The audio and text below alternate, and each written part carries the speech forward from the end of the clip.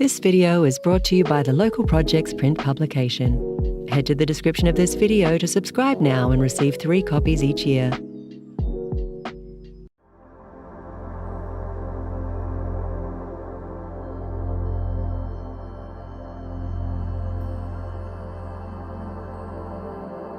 The glass bridge is clearly how the project was named and is, I guess, the hero of the project.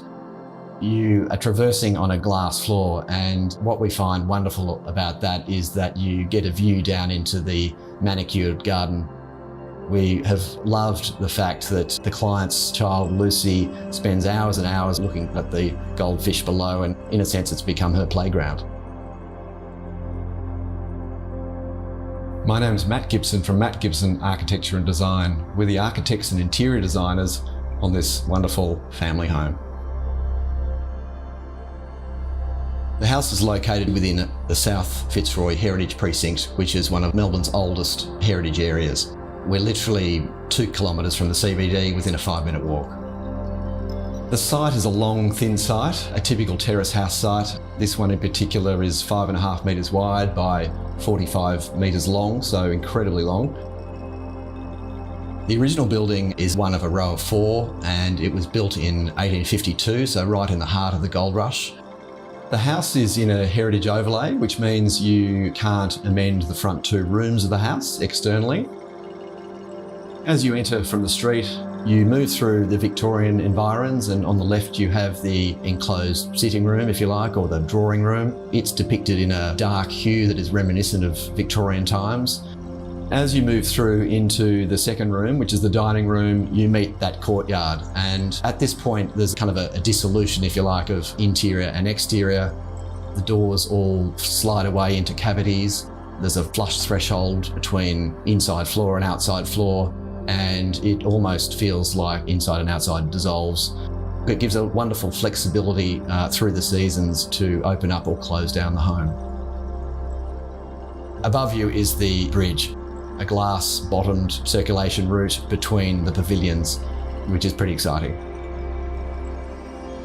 And then one moves through the kitchen and into what we refer to as a breakfast courtyard, and the timber from inside, the Australian hardwood, runs inside-outside, again dissolving that threshold between interior and exterior.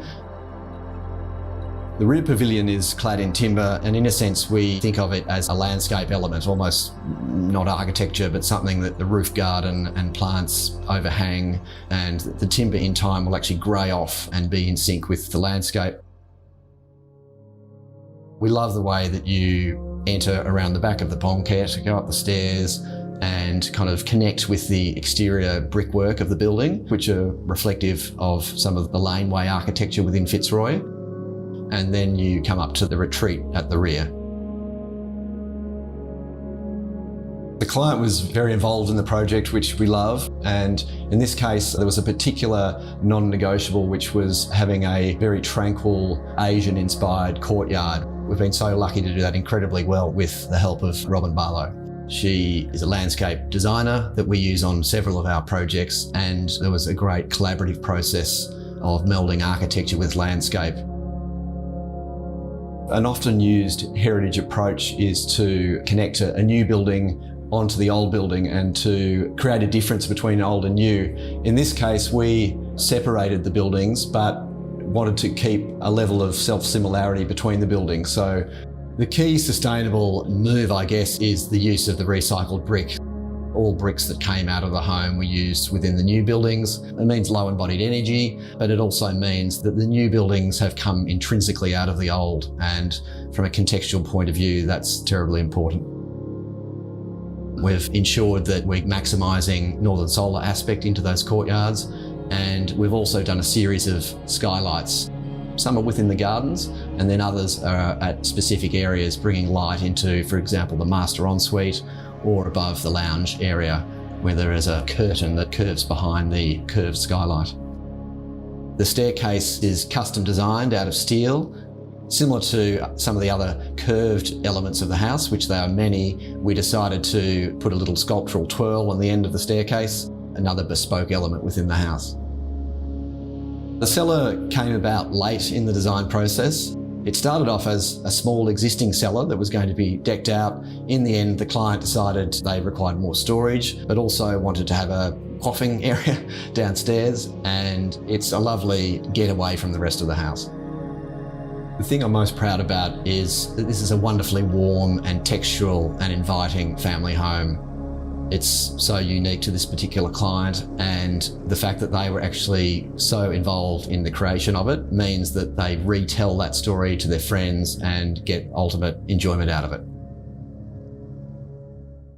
Published 3 times a year, the local project hard copy publication contains over 350 pages of curated insight into the latest architecture and design across Australia and New Zealand. Printed on exceptionally high-quality paper stock, the publication is designed to be read and enjoyed over time. A beautiful and valuable addition to any personal library or coffee table. With worldwide delivery available, have the hard copy print publication delivered straight to your door 3 times a year with an annual subscription. Head to the description of this video to subscribe to the triannual print publication.